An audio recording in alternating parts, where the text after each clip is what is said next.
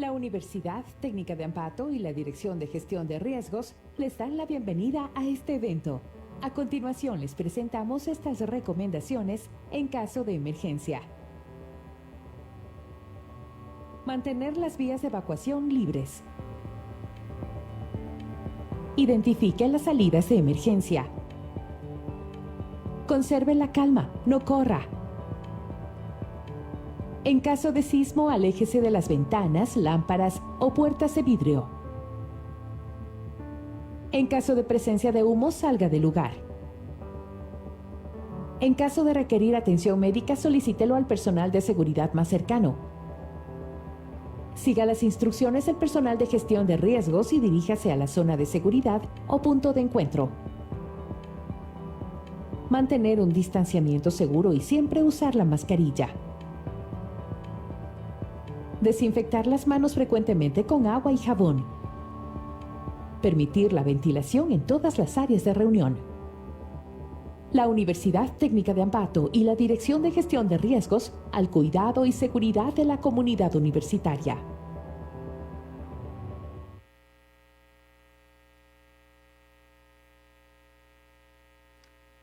Buenos días con todos los participantes y personal presente. Nuevamente esta mañana está aquí la Facultad de Diseño y Arquitectura para dar continuidad con la presentación de resultados de los proyectos de investigación que se desarrollan en las 4 carreras de la facultad, tanto en el ámbito de diseño gráfico, diseño industrial, arquitectura y textil e indumentaria. Me es grato esta mañana hacer la presentación de la conferencia magistral. Mi nombre es Jorge Santamaría, soy docente DIDE de la Facultad de Diseño y coordinador subrogante del Grupo de Investigación GIDIC. Vamos a dar paso al doctor Fabián López Ulloa con su tema Memoria Urbana y Arquitectónica de Ambato, siglo XVII al siglo XX. El doctor Fabián López es doctor en Arquitectura de la Universidad Politécnica de Madrid, máster en Estructura de la Edificación de la Universidad Politécnica de Madrid. También es máster en Restauración y Rehabilitación del Patrimonio de la Universidad de Alcalá. Es especialista en Restauración, Rehabilitación Arquitectónica de la Universidad Libre de Bruselas y Central del Ecuador. También ha sido 10 años docente investigador de la Escuela Técnica Superior de Arquitectura de la Universidad Politécnica de Madrid. Es coordinador de proyectos de restauración y rehabilitación del patrimonio edificado. También ha sido coordinador de proyectos de investigación en historia de la construcción. Asimismo, tiene 50 publicaciones indexadas como editor y autor de libros, actas de congreso y artículos científicos. También ha sido conferencista en Ecuador, España, Reino Unido, Italia, Rusia, Portugal, China, Estados Unidos, México y Costa Rica. Fabián López es docente de la Facultad de Diseño y Arquitectura, investigador DIDE, y va hoy a presentarnos parte de los resultados de sus proyectos. Demos una bienvenida con un fuerte aplauso.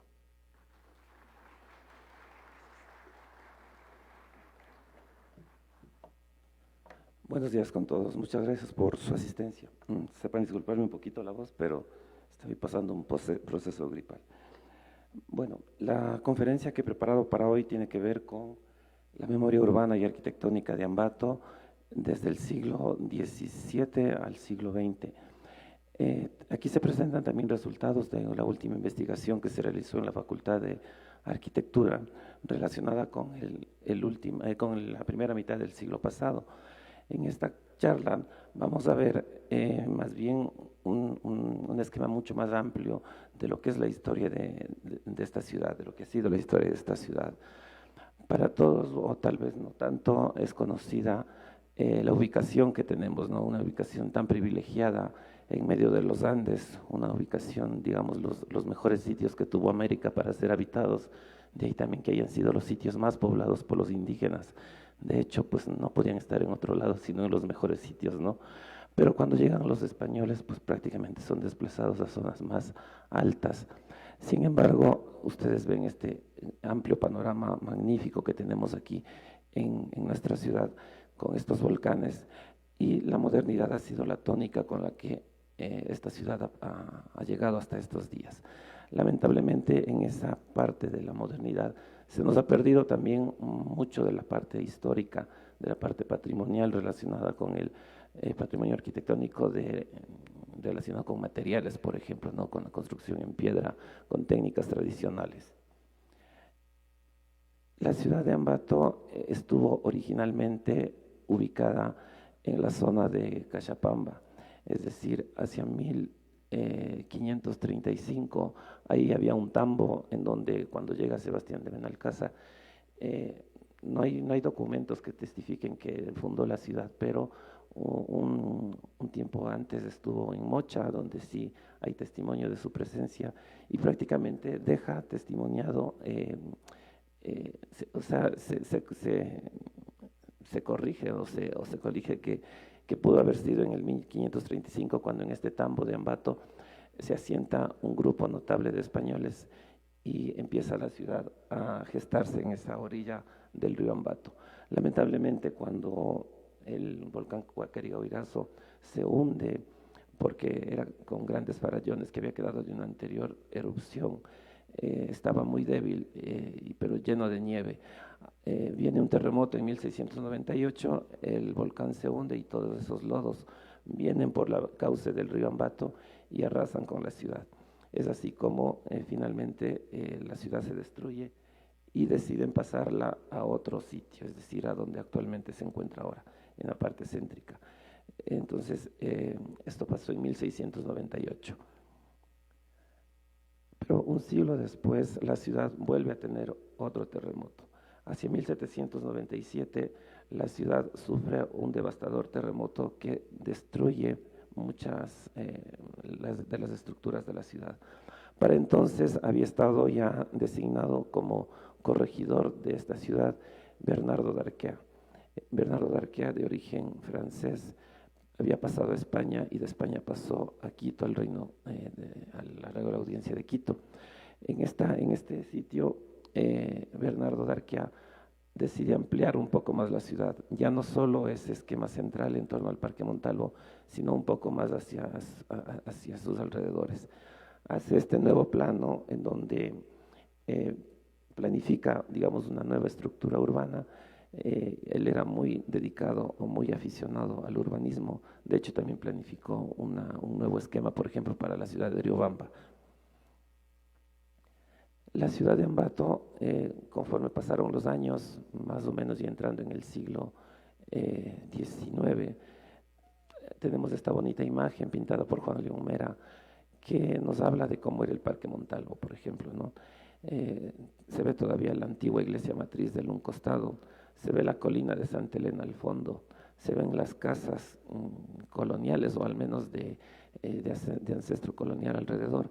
Y es una bonita imagen que también nos indica la pila que había ahí, ¿no? La pila de agua que traía pues para abastecimiento de la ciudad.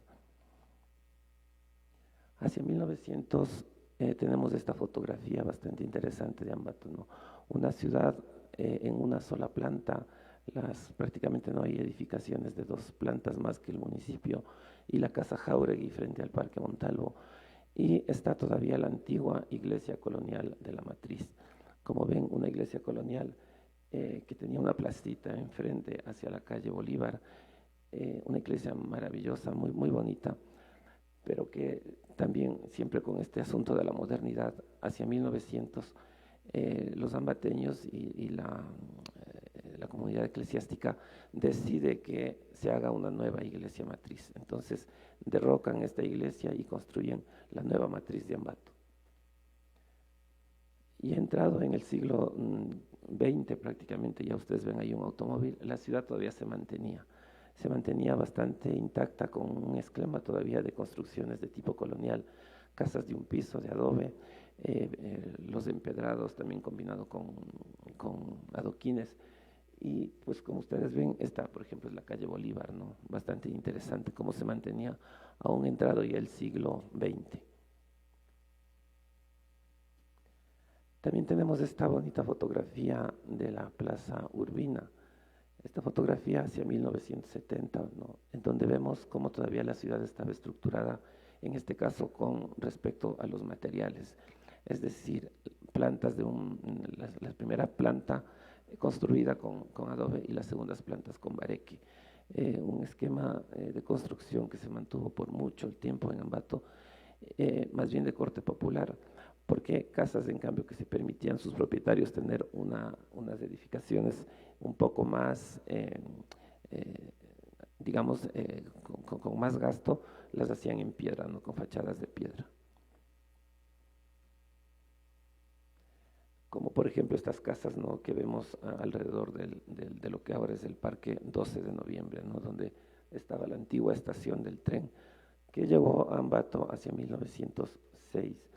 Ahí, por ejemplo, ya vemos unas casas un poco más trabajadas. Se trabajaba mucho con la piedra pichilata, y como ven también ya la colina que va hacia la loma de Bellavista se puede ver que está con su iglesia ya al final de los Padres Josefinos, y también se ven algunas construcciones como ya van subiendo por la colina. Esta época de la primera mitad del siglo pasado es una época muy productiva respecto a la construcción. En este caso, por ejemplo, tenemos el Colegio Bolívar, ¿no? Está en fase de construcción. Estuvo construyéndose todavía hasta avanzados los años 40. Era una construcción bastante imponente que terminó siendo dirigida su obra por el famoso arquitecto Mideros, ¿no? Jorge Mideros, que lo vemos allí. Él también construyó algunas casas en Ambato, pero sobre todo se dedicó a la etapa final de la construcción del Colegio Bolívar, en donde incluso vivía. En esta etapa intervinieron varios arquitectos reconocidos, incluso internacionales, arquitectos europeos, que en esa época vinieron al Ecuador porque había mucho que hacer todavía por aquí, sobre todo por la modernización que el Estado planteaba de las construcciones.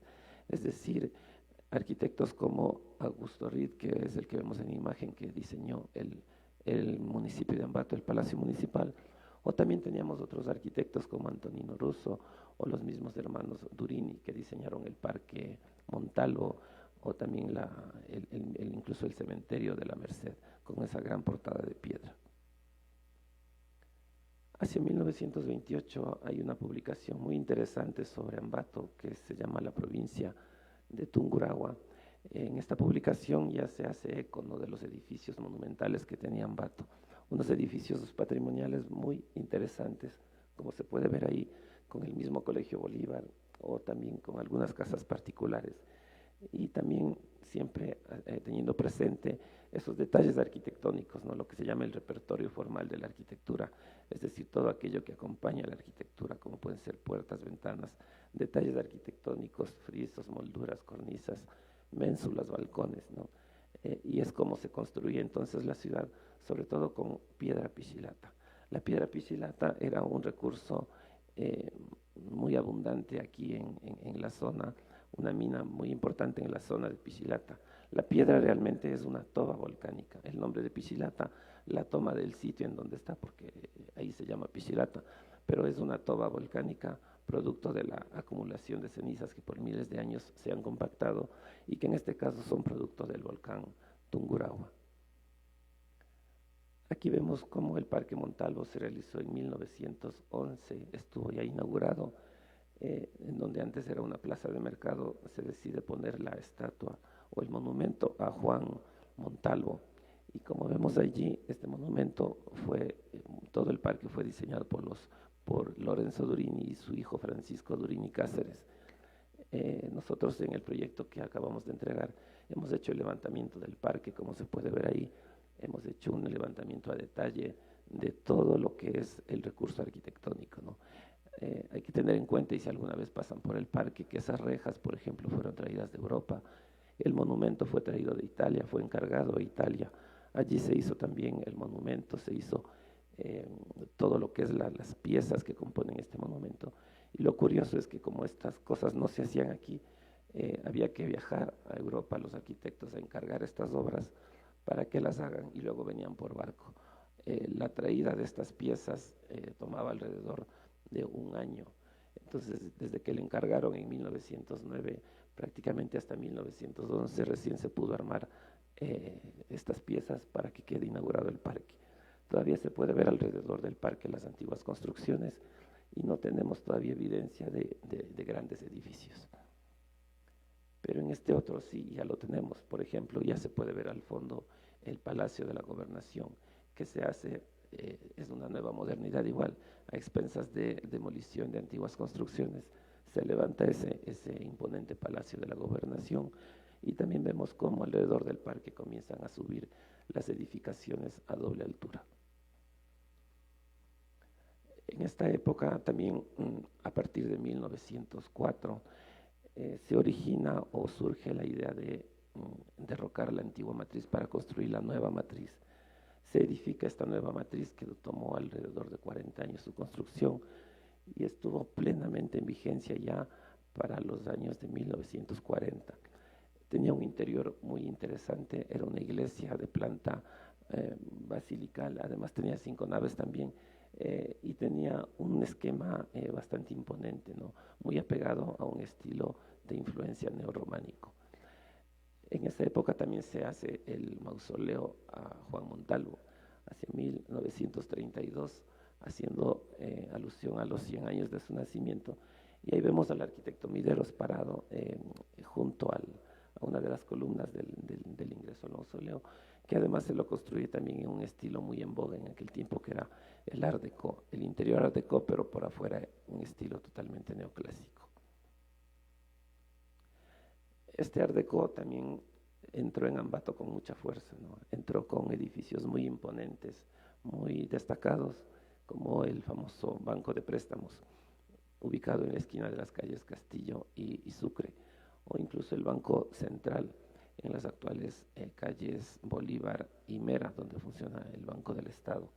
Es decir, edificios muy imponentes que estuvieron ahí por mucho tiempo. Yo recuerdo haber visto el edificio del Banco Central, por ejemplo. Ahí hasta cuando era niño hacía un recuerdo de las exposiciones florales del Club de Jardinería. Y esta modernidad de la primera mitad del siglo pasado también se manifestó en edificios de un incipiente modernismo o protomoderno, podríamos decirlo, con edificios que se van, asimismo, a pesar de derrocamientos de antiguos edificios, se van consolidando, ¿no? Como pueden ser en el caso de estos edificios del famoso periódico La Crónica o de la importadora andina, que estaban ubicados frente al Parque Ceballos, donde actualmente es el Banco del Pichincha, un edificio que también, curiosamente, siendo moderno, también acaba de ser derrocado, y vamos a ver qué construyen ahí, ¿no? Entonces, como ven, en la ciudad cambiante, lo curioso de esta arquitectura moderna, o la primera arquitectura moderna, es que se hacía todavía con materiales tradicionales, es decir, era un moderno de piedra, un moderno de madera, pero porque todavía no había entrado con fuerza el uso de nuevos materiales como el hormigón, el acero o el vidrio. Desde la calle Espejo por la avenida Ceballos, esta avenida ya estuvo planificada un poco más ancha, funcionaba como una avenida con un parterre, y donde vemos ese espacio amplio es el actual Mercado Modelo, que funcionaba como plaza de mercado, ¿no? La famosa Plaza Colombia. De ahí para abajo ya eran construcciones también con un corte un poco más moderno, y de estos edificios el único que sobrevive es ese esquinero donde funciona la afamada botica y muy antigua botica Mayer.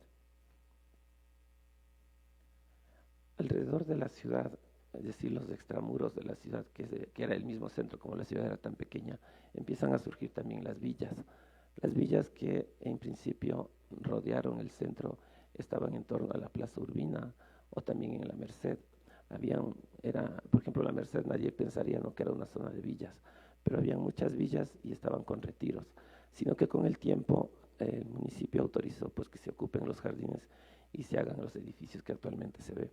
Pero originalmente mucho del barrio de la Merced tenía estas villas famosas que representaban la ciudad jardín, y mucho más alejado del centro, pues el famoso barrio de Miraflores, en donde vemos, por ejemplo, esta villa que todavía existe y que actualmente funciona ahí un conocido restaurante, y que fue originaria de la familia Viteri, del famoso pintor Osvaldo Viteri. Lamentablemente también hay intervenciones que a veces destruyen un poquito esta casa. Por ejemplo, le quitaron esa puerta original del centro, y eso también es parte del repertorio formal original de la casa, no es parte de su integridad artística. La señora que regenta el local me ha dicho que la quitaron porque le parecía fea y que ahora tiene ahí una puerta de cristal. Pero bueno, son también cuestiones a veces de control municipal que yo creo que sí se deberían regular, porque yo creo que cuando ustedes, si están aquí muchos arquitectos, cuando hagan sus obras seguramente le pondrán también diseño en aquellos elementos, y no creo que sería conveniente que a futuro los retiren. En esa misma primera mitad del siglo pasado, Elías Pinto hace un plano de la ciudad de Ambato. Como ustedes pueden ver, queda la ciudad, prácticamente ocupa la parte de la plataforma central. Ahí vemos cómo está estructurada la ciudad, cómo se ha consolidado y cómo ahí están todos los edificios que hasta entonces habían. Y se hace también una extensión en la parte de arriba hacia lo que es el barrio de Miraflores. En 1949 sucede el famoso terremoto, ¿no? La famosa iglesia matriz, se colapsa la bóveda central, las bóvedas de la parte central. Sin embargo, la fachada queda en pie con algunas afectaciones, al igual que su torre. No obstante, algunos intereses, dicen los libros políticos, administrativos, de inversiones y demás, y como llegaron mucho dinero de muchas ayudas internacionales, deciden hacer una majestuosa y monumental nueva iglesia, que es la actual Catedral de Ambato. Y finalmente optan por derrocar la iglesia. Esos muros estaban tan bien hechos que no se caían tan fácilmente, tuvieron que usar dinamita para acabar con la pobre catedral, con la pobre iglesia matriz. De hecho, hay relaciones en los periódicos y libros que dicen que cada dinamitazo que le daban a la pobre iglesia era un dinamitazo en el corazón del pueblo ambateño, pero que no obstante, pues los sacerdotes decidieron hacerlo así, y así se hizo. En el 2021 se descubre un plano antiguo, bueno, no tan antiguo, el plano de 1951, realizado después del terremoto para la supuesta reconstrucción de la ciudad. Es un plano muy interesante en donde quedan dibujados todos los predios que tenía la ciudad hasta entonces, como se puede ver en el siguiente plano, un poquito más a detalle. Entonces, como se ve ahí, dibujaron lo que quedó, o sea, estaba todo en pie, o sea, no, la ciudad no se acabó destruyendo, como se suele decir en las relaciones o en las crónicas. Estaban ahí las casas con sus patios y demás. Hicieron un levantamiento para la reconstrucción, por así decirlo, de la ciudad. Y la ciudad seguía ahí. Estas fotos son después del terremoto, ¿no? La ciudad no estaba ni devastada ni se había perdido. Esa foto aérea, por ejemplo, es hecha desde la nueva catedral, y vemos que ahí está la ciudad, ¿no? Incluso esta edificación del lado derecho, la Casa Rodríguez, era un palacete que iba hasta la mitad de la calle Ceballos, pero también deciden ampliar la calle Ceballos y derrocan alrededor de 7 manzanas. Esta casa, por ejemplo, está dibujada en uno de los paneles que está exhibiéndose aquí en la entrada del salón. Siguiente. Y la modernidad entra con fuerza, ¿no? Ahí vemos la ciudad está construida, no se ha caído, después del terremoto está enterita, pero empieza, como ya se dio permiso y se autorizó esta especulación urbana del suelo, comienzan a construirse los nuevos edificios, ¿no? Empiezan a aparecer por ahí metidos en medio de esta trama antigua, y la reina, por así decirlo, de las edificaciones modernas, la catedral, ¿no? Surge imponente, gigante, en medio del caserío, y prácticamente con eso se acaba dando pie a la destrucción de la ciudad.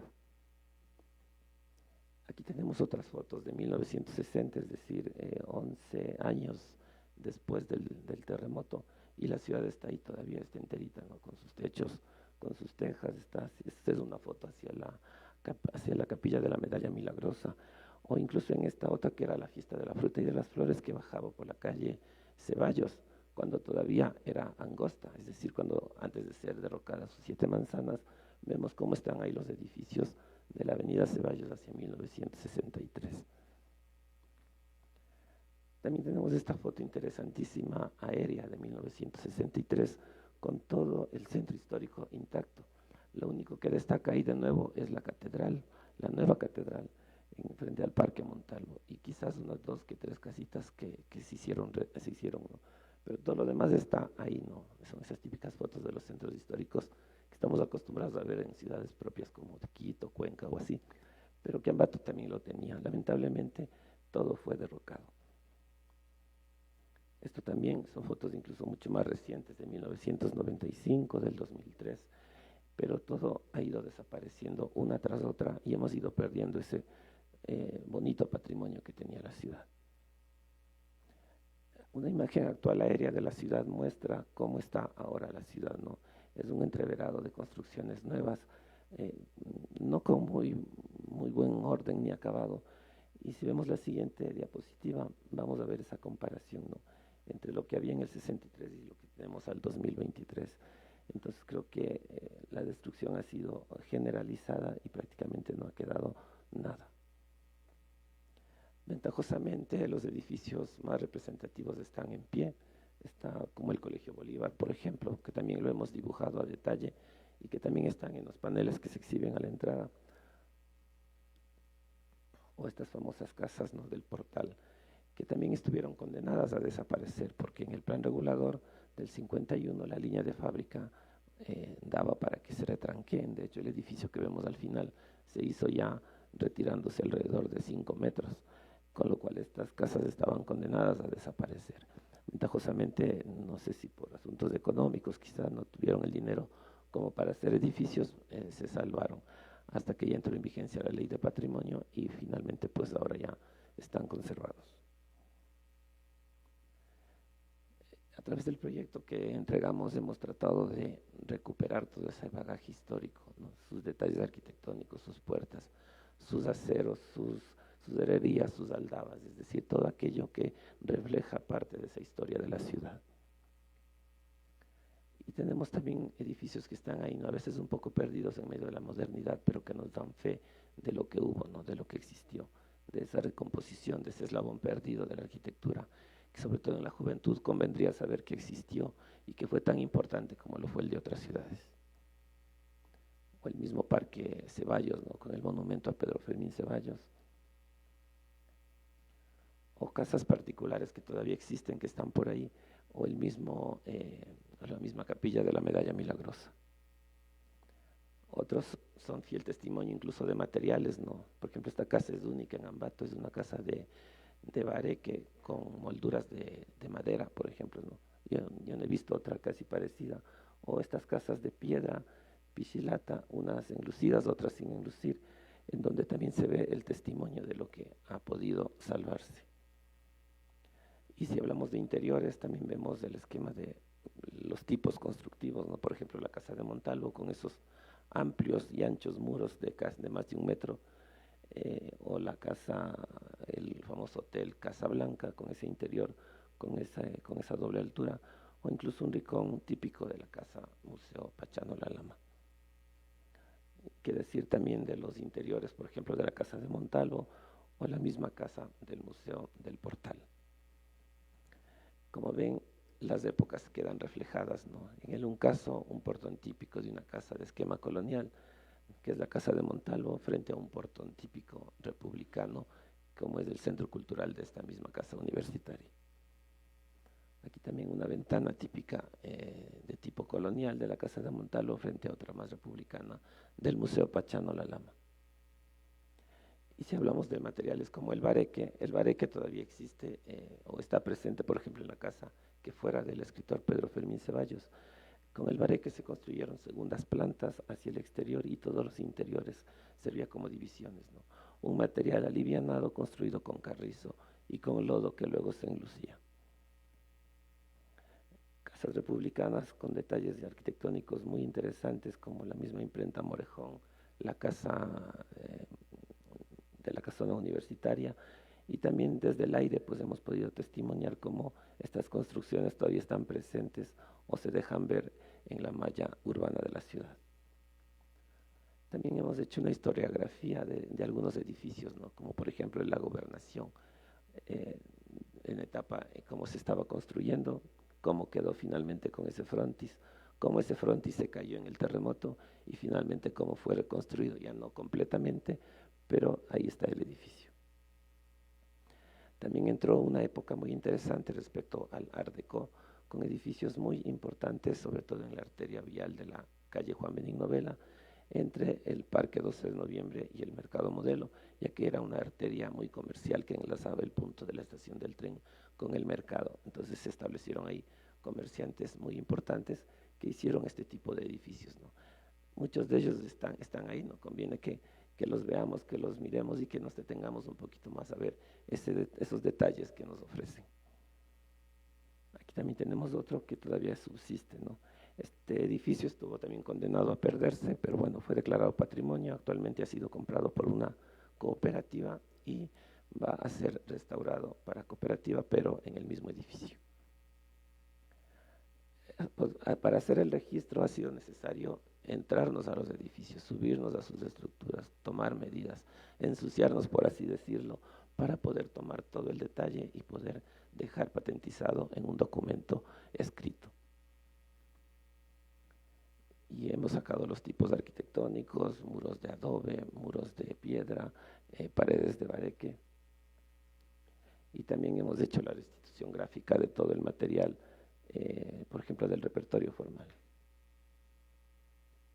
Y la misma iglesia matriz, que también está en uno de los paneles. Y con esto terminaríamos, ¿no?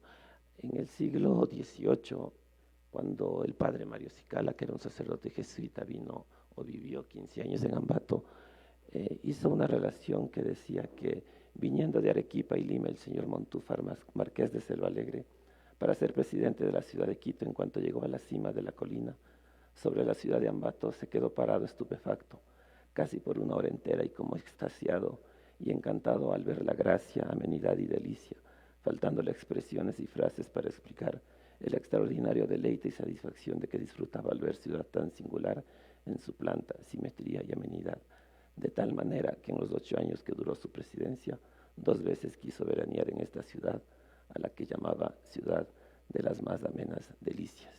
Creo que está en nosotros como arquitectos devolverle un título parecido a la ciudad el momento en que hagamos nuestras obras. Muchas gracias. Si las personas desean hacer preguntas, tenemos a la persona con un micrófono, pueden levantar la mano y solicitar el micrófono para que se les escuche.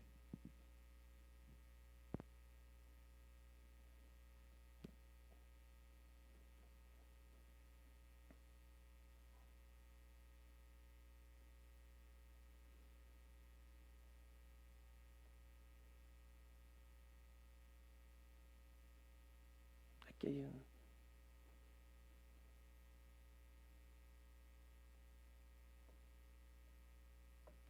En la parte de enfrente hay alguien que está solicitando el micrófono, por favor.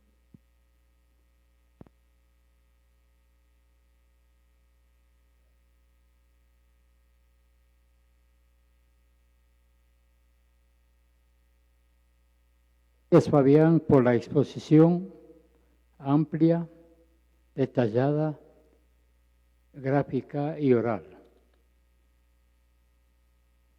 con todos los títulos.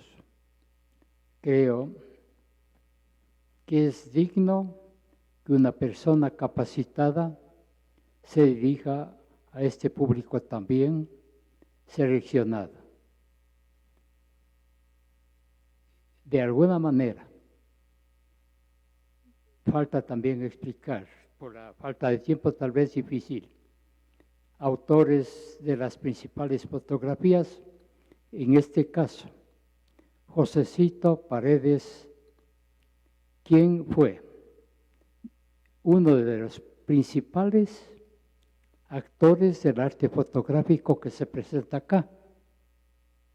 Igual, mantener el principio de Ambato como una ciudad muy particular que tiene muchos materiales de construcción que han servido para que personas muy hábiles dentro de la albañilería comenzando.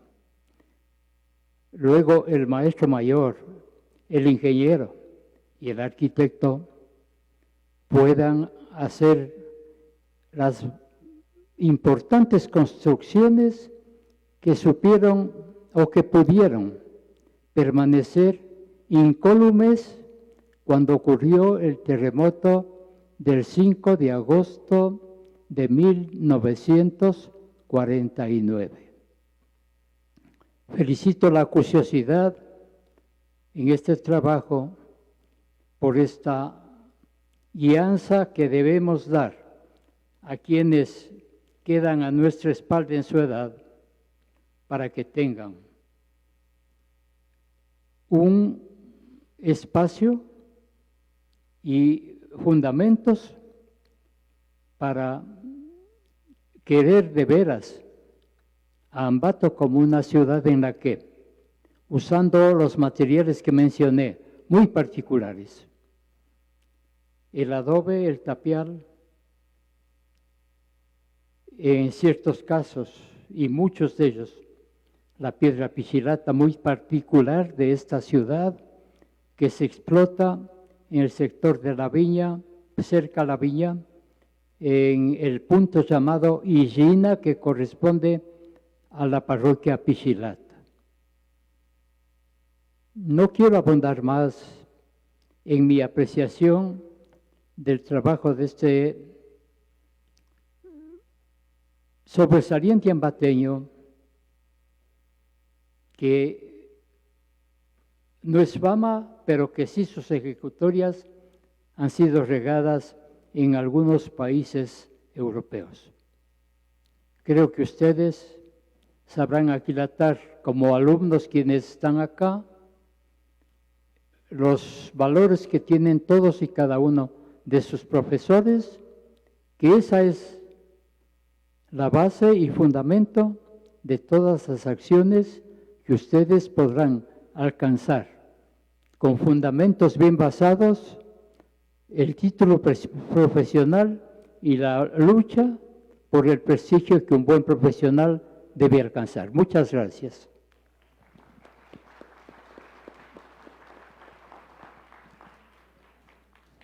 Bueno, gracias Rómulo. Para quienes no le conocen, el licenciado Rómulo Santamaría es historiador de Ambato. Y bueno, muy agradecido por sus palabras respecto a los créditos. Obviamente, al ser una presentación, no están todos, pero está en el libro de informe final.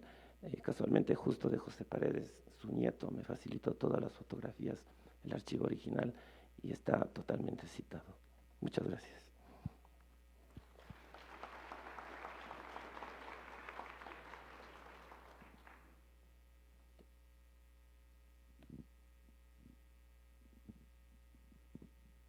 Muchas gracias a todos por su presencia.